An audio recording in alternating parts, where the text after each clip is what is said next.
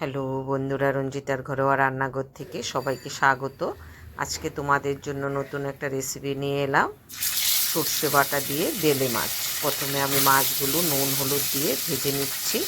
তোমাদের কাছে ছোট্ট অনুরোধ থাকলো শুরু থেকে শেষ অবধি দেখো, আশা করি ভালো লাগবে। আমি যেভাবে বেলে মাছ রান্না করি সেটাই তোমাদেরকে দেখাচ্ছি। মাছগুলো একটু উল্টে দিচ্ছি। খুব নরম মাছ, আস্তে আস্তে করে ভেজে নিতে হয়। ভাজা হয়ে গেছে, এবার আমি একটা প্লেটে তুলে নিচ্ছি। এই দেখো, এইভাবে সবগুলো তুলে নিচ্ছি, বাকিগুলো আস্তে আস্তে করে আমি ভেজে নেব। এই দেখো, দেখতে এরকম হয়েছে। এবার কড়াতে আমি কালো জিরে ফোড়ন দিয়ে দিলাম, দিয়ে একটু হালকা করে ভেজে নেব।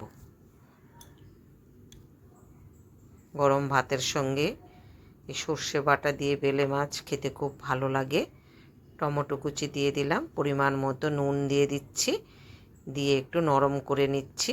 এবার পেঁয়াজ বাটাটা দিয়ে দিলাম। তোমরা চাইলে পেঁয়াজ ছাড়াও রান্না করতে পারো, কিন্তু আমার বাড়িতে পেঁয়াজ ছাড়া রান্না পছন্দ করে না, তাই আমি একটু পেঁয়াজ বাটা দিয়ে দিলাম। হলুদের গুঁড়ো, লঙ্কার গুঁড়ো পরিমাণ মতো দিয়ে দিলাম। একটু জল দিয়ে মশলাটা ভালো করে কষে নিচ্ছি। এবার আমি সর্ষে বাটাটাও দিয়ে দিচ্ছি, দিয়ে একটু ভালো করে কষে নেব।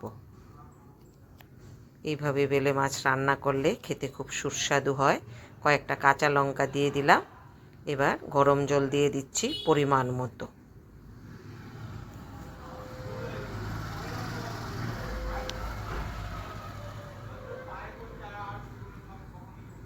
ঝোলটা ফুটে উঠেছে, এবার আমি আস্তে আস্তে করে সবগুলো মাছ দিয়ে দেব। বেলে মাছ সত্যিই খুব নরম, খুব আস্তে আস্তে করে দিতে হয়, নাহলে ভেঙে যায়। আর খুব টেস্টি একটা মাছ, যেভাবে রান্না করে সেভাবেই খেতে খুব ভালো লাগে। আমার একটা পছন্দের মাছ।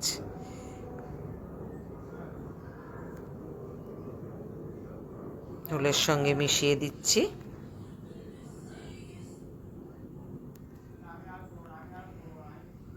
এবার আমি ধনেপাতা কুচি দিয়ে দিলাম।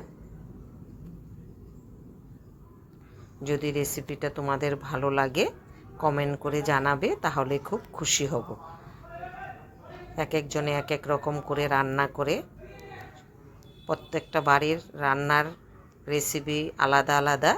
আমি যেভাবে করেছি সেটাই তোমাদের সঙ্গে শেয়ার করলাম। যদি ভালো লাগে তোমরা করে দেখতে পারো। কয়েকটা তুলে তোমাদেরকে দেখাচ্ছি।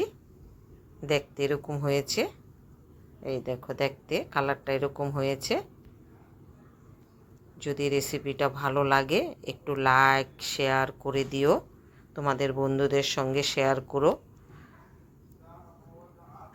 কালারটা দারুণ লাগছে দেখতে। সবাই ভালো থেকো, সুস্থ থেকো, পাশে থেকো।